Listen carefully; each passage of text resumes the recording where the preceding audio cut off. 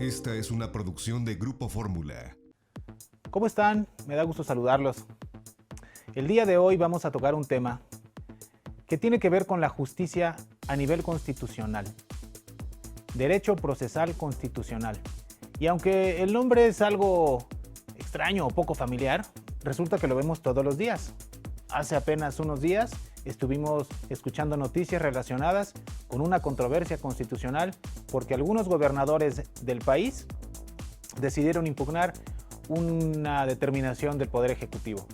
También lo vemos, por ejemplo, en las acciones de inconstitucionalidad, cuando un órgano legislativo, puede ser incluso federal, puede ser local, estatal, emite una ley, modifica una ley, y esa ley va en contra de los principios constitucionales. ¿Una ley puede ser inconstitucional? ¿Inconstitucional? Por supuesto que sí. Y por otro lado, la herramienta que conocemos la mayoría de los ciudadanos, que es el juicio de amparo. Puede haber actos de autoridad que vayan en contra de la Constitución, de los principios que se establecen en la Constitución. Y es la herramienta que tenemos justamente para combatirlos. Si nos fijamos, todos ellos tienen una característica en común.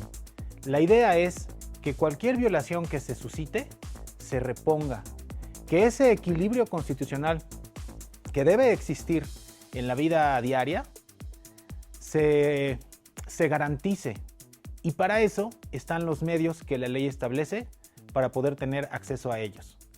Voy a hablar sobre todo de algo que se conoce como suspensión del acto, la suspensión de los actos en cualquiera de estos ejemplos, porque a veces se confunde, en ocasiones por falta de conocimiento, pero en otras ocasiones de manera intencional, y se vende una idea que no es del todo cierta.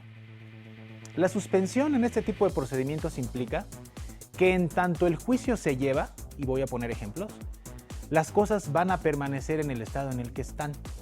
Empiezo con este último ejemplo de los fideicomisos. Vimos algunos gobernadores, algunas entidades que se oponen y dicen que hay una invasión de competencias porque esos fideicomisos se extinguieron y que por eso entonces ellos ya no van a recibir ciertos ingresos que estaban presupuestados y que esa violación rompe con el equilibrio constitucional porque tenían derecho a ello.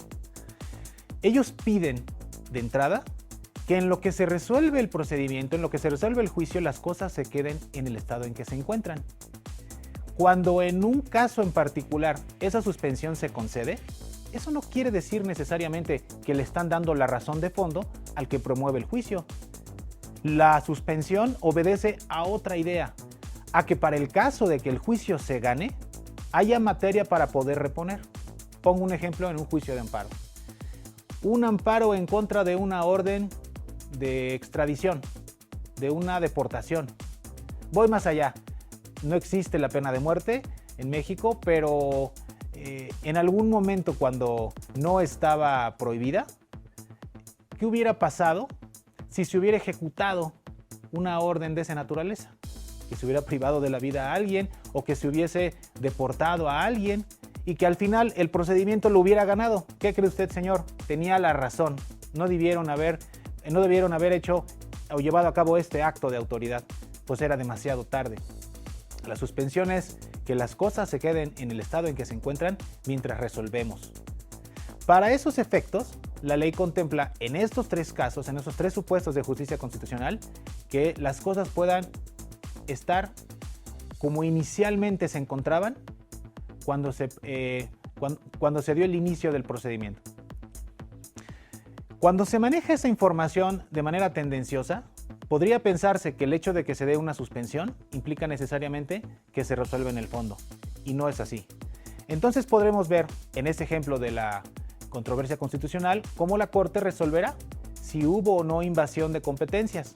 Otro ejemplo que se me viene a la mente es el caso, lo vimos hace algunos años, donde se pretendió bajar el sueldo de altos funcionarios en algunas instituciones públicas. Hubo acciones de justicia constitucional donde se concedió una suspensión y se dijo, aunque ya la ley cambió y dice que tú no puedes ganar menos que el Ejecutivo Federal, pues resulta que mientras esto se resuelve, vas a seguir ganando lo que ganabas antes.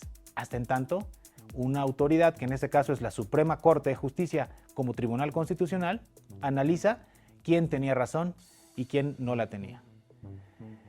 Me parece importante que sepamos estos conceptos básicos para tener mayor información y para poder descartar de una manera más objetiva los dichos o las opiniones que escuchamos en muchos casos de manera tendenciosa.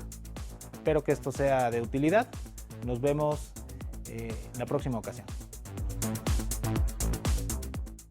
Encuentra más contenido como este en radioformula.mx.